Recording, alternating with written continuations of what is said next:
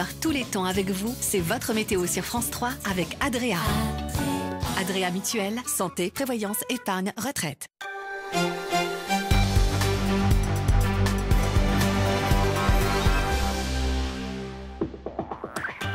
Bonsoir à tous, bienvenue dans le 19-20, une heure d'information régionale puis nationale. Au sommaire du Journal des Alpes, ce soir, des éleveurs de brebis en colère contre les attaques de loups.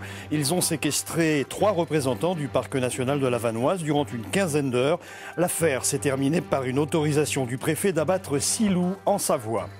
Une opération de bûcheronnage d'envergure dans les Bauges, un abattage d'épicéas en masse pour lutter contre la prolifération d'un insecte ravageur. Les pertes financières sont considérables pour la filière bois. Et puis nous partirons pour le Groenland à l'assaut du plus grand fjord de la planète. Une expédition menée par le guide annécien Philippe Batou, accompagné de la navigatrice Isabelle Autissier. Carole Gessler prendra le relais à 19h30 pour l'édition nationale avec 2 grands titres. La piste criminelle est privilégiée ce soir après l'incendie terrible qui a fait 8 morts, dont 2 enfants, dans un immeuble parisien. C'est le sinistre le plus grave depuis 10 ans dans la capitale. Un homme de 36 ans est ce soir en garde à vue. Et puis demain sera une journée difficile aux abords de Paris. Plus de 1500 tracteurs sont en train de converger vers la capitale.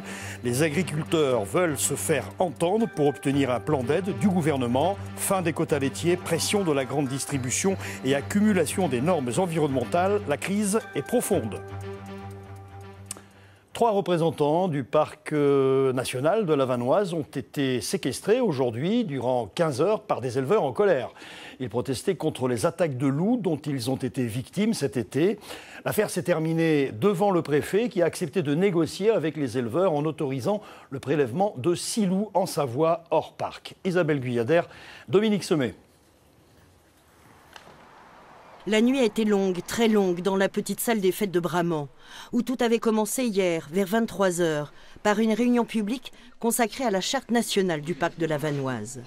Ce matin, un peu plus de 10h30, les traits sont tirés, mais l'atmosphère est tout à fait calme.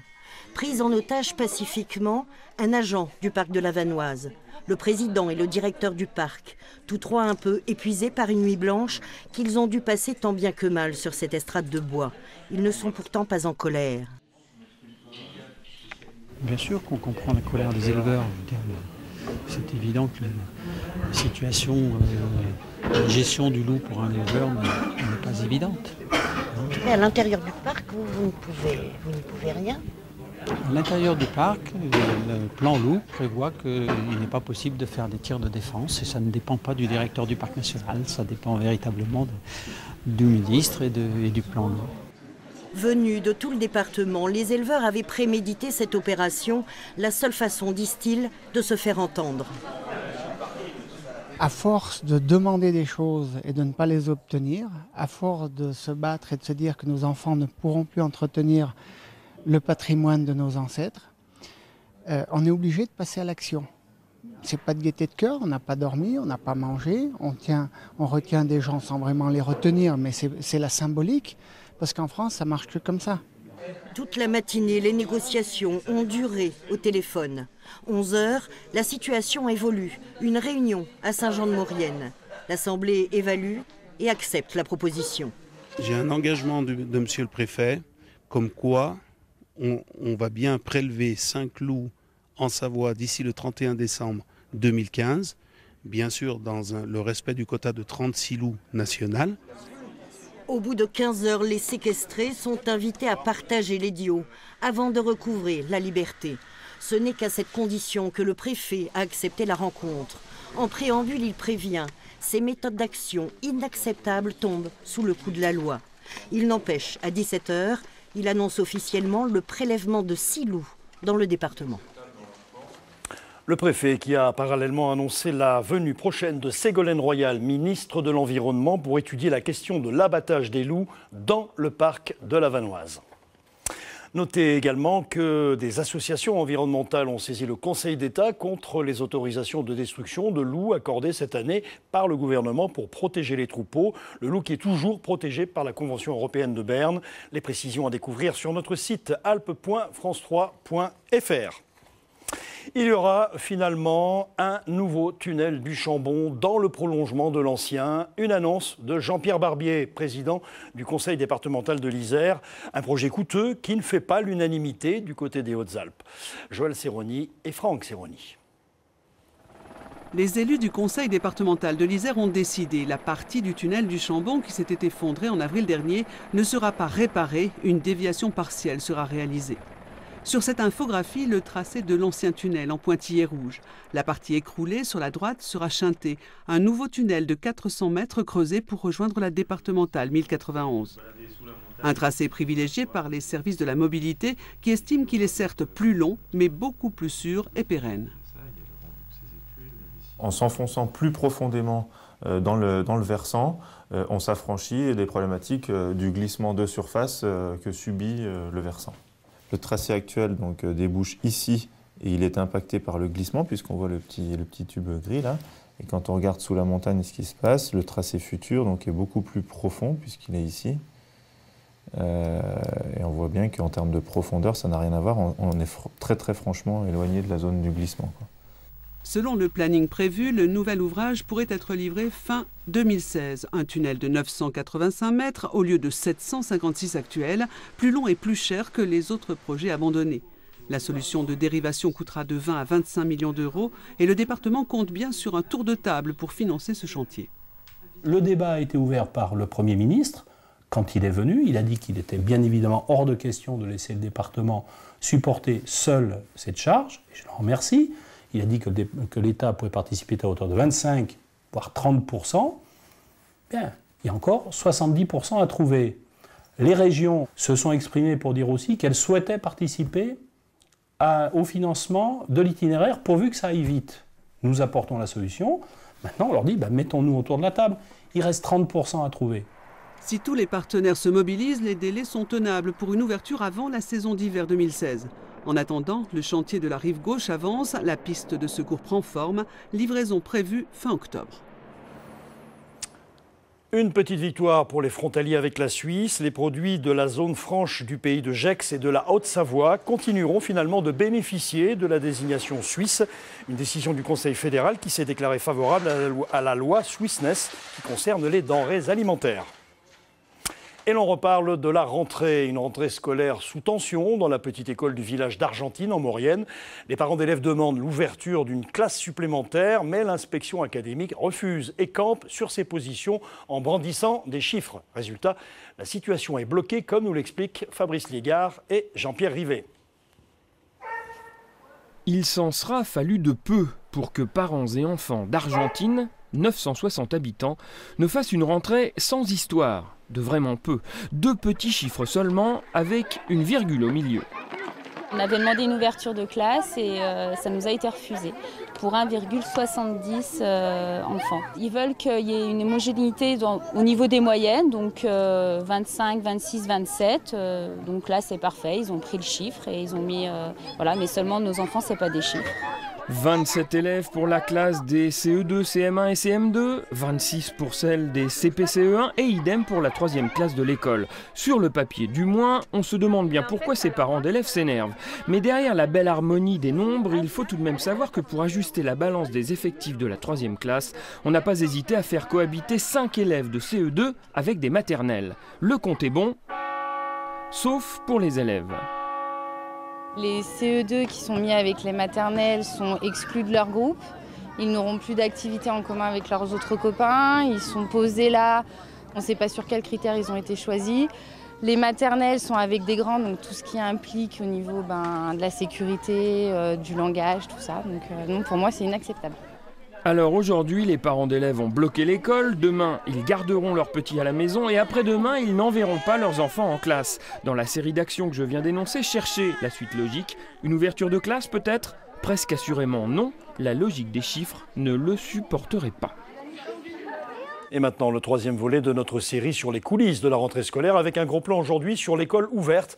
Elle accompagne des enfants qui ne partent pas en vacances ou qui souhaitent combler des lacunes et se mettre dans le bain scolaire une semaine avant la rentrée officielle. Exemple, au collège Henri Vallon de Saint-Martin-d'Air en Isère, Denis Vigneault-Duguet et Franck Serroni. Cela ressemble à une rentrée des classes banales. Sauf que cette semaine de fin août, tout le monde ou presque était encore en vacances. Pourquoi tu as mis le 4 ici, mais pas ici par exemple? Ces enfants ont fait leur rentrée une semaine avant les autres. Et en plus, ça leur plaît. Comme ça, on ne pourra pas se paumer en cherchant les classes. Et on fait aussi des activités comme aller à la Bastille, remise à niveau des maths, faire du sport. Et on fait plein de choses, c'est sympa. Là, j'aime bien les sudoku, là on en fait un, c'est très bien. Je dis quand tu as un doute, tu mets dans un petit coin le 2 et le 4. Et après, tu prends le bon chiffre. L'avantage, c'est qu'à la rentrée, déjà, ils ont déjà un rappel. Il y a quelques-uns, s'ils ont des questions, des lacunes ou des points d'interrogation, on peut les éclaircir. Cette rentrée avant l'heure s'appelle l'école ouverte. Un concept né en 1991 qui a pour objectif l'accompagnement des élèves hors temps scolaire et qui permet d'accueillir des enfants et des jeunes qui ne partent pas ou peu en vacances. Ils sont arrivés un petit peu stressés, ils découvraient un lieu complètement différent, un fonctionnement complètement différent et donc là c'est une manière de redécouvrir le collège et d'accrocher en fait des choses et de dire bah voilà, là j'ai réalisé cette partie, je suis content. En tant que témoin d'un accident, vous êtes les premiers maillons d'une chaîne de solidarité. Et en fonction de vous, vous allez pouvoir améliorer la survie. S'approprier les lieux, combler ses lacunes, des effets bénéfiques auxquels s'ajoutent certaines valeurs. Car dans ce collège, on apprend aussi à vivre ensemble. Tout au long de l'année, ils sont imprégnés de ces valeurs-là, des valeurs qu'ils ont pu découvrir ou approfondir. Fin août, c'est également des relations apaisées entre tous, c'est le respect des valeurs de l'État qui ne sont pas négociables. C'est ça l'école ouverte, c'est ça le principe à l'origine et c'est comme ça que nous le vivons ici au Collège Henri Wallon. Ce collège possède de nombreuses classes à thème comme la montagne, le théâtre ou l'astronomie. Près d'une dizaine d'activités rendues possibles justement grâce à ce principe de l'école ouverte qui se poursuit les mercredis et samedis durant toute l'année scolaire. Justice, le policier qui a reconnu être à l'origine de la diffusion d'une photo de la tête de la victime décapitée lors de l'attentat de Saint-Quentin-Fallavier à l'usine Air Product a été condamné à 3 mois de prison avec sursis. Et puis un gang marseillais qui projetait d'attaquer un fourgon blindé à Annecy a été démantelé suite à une longue enquête menée par les polices judiciaires de Lyon et Marseille. Une annonce faite hier par Brice Robin, le procureur de la République de Marseille. 9 malfaiteurs issus du grand banditisme marseillais ont été interpellés. Thierry Bézère et Sidonie Caneto. Des kalachnikovs, des fusils à pompe. C'est un arsenal qui a été saisi la semaine dernière dans cette maison de Saint-Julien-de-Pérolas dans le Gard. Une saisie et l'interpellation à Mandelieu, Marseille et Calvi de 9 hommes soupçonnés de préparer l'attaque d'un fourgon blindé en Haute-Savoie. Un coup de filet réalisé après 1 mois et demi d'enquête. Une centaine d'enquêteurs qui ont travaillé quasiment H24 pendant ce mois et demi pour procéder à l'interpellation de cette équipe. Des équipes de cette nature en France, il n'y en a pas énormément. Et je pense qu'on ne peut que se féliciter que les 3 services de police judiciaire que j'ai cités, Paris, Lyon et Marseille, aient réalisé ce travail pertinent, efficace et important dans un délai aussi bref. Sur les 9 interpellations, 7 ont été écroués. Tous partagent un lourd casier et une même origine, Marseille. Nous avons des personnes condamnées soit pour assassinat par des cours d'assises, soit pour meurtre à des peines élevées, comme 18 années de réclusion criminelle ou 13 ans de réclusion criminelle. Mais également, ils sont tous condamnés pour association de malfaiteurs, certains à plusieurs reprises, pour des peines de 6 ans, 5 ans, 8 ans. Et ils sont connus aussi, pour certains d'entre eux, pour trafic de stupéfiants et pour d'autres, pour trafic d'armes. Une équipe à laquelle appartenait Robert Béringier. Le caïd a été abattu le 6 août dernier à Marseille. Aucun lien à ce jour n'a été établi avec la tentative de braquage. Les multirécidivistes âgés de 30 à 60 ans en cours, 20 ans de réclusion. Environnement, le scolite est de retour. Ce petit hanneton particulièrement vorace a la capacité de décimer des forêts à grande vitesse. Pour enrayer la catastrophe, pas d'autre solution que d'abattre les arbres. Dans les Bauges, en Savoie, la lutte est engagée et vous allez le voir, le chantier est de taille. Bernard Portugal, Christian Mathieu. La forêt de l'Afécla, aux portes du massif des Bauges. Certains de ces épicéas ont plus de 100 ans, mais tous sont malades. Ils ont été attaqués par ce petit coléoptère, l'Ips typographe, plus connu sous le nom de scolite. Un insecte destructeur, un tueur redoutable de quelques millimètres seulement, qui en se logeant sous l'écorce des arbres, interrompt la circulation de la sève et les condamne irrémédiablement. Là, on est typiquement sur un arbre qui est attaqué par les scolites. C'est un arbre qui est affaibli, qui est presque tombé, presque déraciné. Quand on décolle l'écorce, bon, il est déjà sec. On retrouve les galeries justement des scolites. Donc celui-là, il est déjà mort depuis un certain temps. Donc c'est pour ça qu'on ne voit pas d'insectes vivants. Mais ça entraîne la mort de l'arbre par dessèchement. Donc vous voyez, il n'a plus d'aiguille et l'écorce va tomber petit à petit. Il suffit d'un mois à peine aux scolites pour tuer un épicéa de 30 mètres de hauteur. L'insecte se reproduit à la vitesse de l'éclair et on dénombre parfois plusieurs milliers d'individus sur un seul tronc. On estime qu'une femelle scolite peut pondre à elle seule plus de 500 œufs par saison. Face à cet ennemi impitoyable, l'heure est donc à l'urgence. Pour lutter contre le scolite, il y a une seule façon, c'est de couper les arbres qui sont attaqués, qui sont infestés par l'insecte pour endiguer cette épidémie. Donc on coupe les arbres, une fois qu'ils sont secs, c'est trop tard. Donc il faut arriver à repérer les arbres attaqués, qui sont encore verts, qui ont encore des aiguilles. On coupe ces arbres et le but c'est de les évacuer le plus vite possible de la forêt. Comme ça on évacue l'arbre et les insectes en même temps. Au total, plus de 10 000 mètres cubes d'arbres vont être abattus dans la forêt de l'Afécla. Les troncs les moins atteints pourront tout de même être utilisés dans la charpente ou encore pour la fabrication de palettes. On estime que 300 hectares de forêt sont actuellement colonisés par le scolite sur le plateau de l'Afécla. Et pour aller plus loin sur cette affaire, nous allons à Chambéry en direct retrouver Jean-Louis David. Vous êtes président de la commission filière bois au parc régional des Bauges. Bonsoir. Alors 10 000 m3 de bois évacués. Au total, à combien peut-on estimer la perte pour la filière bois ? La perte pour la filière bois, là au niveau de nos deux départements de Savoie, il y avait eu une première estimation avec 10 000 m3. Ensuite, elle est montée à 50 000 m3. Et vu le mois de juillet assez chaud que nous avons eu, je pense que nous allons dépasser largement ce chiffre. Est-ce que, on a parlé de la forêt des Bauges, est-ce que les forêts au-delà des Bauges, en Savoie bien sûr, mais peut-être en Haute-Savoie, sont également menacées par le scolite ? Tout à fait, tout à fait. Là j'ai bien parlé de nos deux départements de Savoie. Alors ce qui veut dire que l'enjeu est non seulement économique mais environnemental. Comment faire pour lutter plus efficacement ? Il n'existe aucun autre moyen ? Malheureusement, je n'en connais pas d'autres. Là, on est en train de travailler aussi avec la direction départementale du territoire pour essayer d'approfondir un petit peu la vie de ces insectes ravageurs. Et là, pour l'instant, la meilleure solution, c'est de mettre des sentinelles, c'est-à-dire des hommes qui vérifient régulièrement la santé de nos forêts et puis qui alertent dès qu'ils découvrent quelque chose d'anormal. Alors, c'est un phénomène qui se produit de manière cyclique, si j'ai bien compris ou si j'ai bien lu ce qui concerne le sujet, à peu près tous les 8, 9 ou 10 ans. Est-ce que, par exemple, la sécheresse peut être aussi à l'origine de ce phénomène de prolifération ? Oui, bien sûr, puisque dès que les arbres sont un petit peu stressés, notamment par la sécheresse, eh bien, ça les affaiblit et c'est des cibles pour cet insecte. Que demandez-vous ? Qu'on vous aide, qu'on trouve d'autres solutions ? Là, je pense que le chantier de l'Afécla à ce niveau-là est remarquable, puisqu'il y a quand même eu une très bonne implication déjà de la commune de Les Déserts avec le maire, M. Michel André, son conseil municipal, Daniel Monod, l'adjoint qui s'occupe des forêts, notre groupement de sylviculteurs avec Geoffrey Thomas de la Chambre d'agriculture Savoie-Mont-Blanc, la direction départementale des territoires avec Anne L'Enfant, la coopérative forestière Coforêt. Et donc là, le fait, et parfois nous sollicitons également l'ONF, et bien évidemment au départ, donc, monsieur Jean-Louis David, de l'aide au secours. Vous appelez au secours et en espérant que vous serez entendu. Merci à vous d'avoir répondu à nos questions.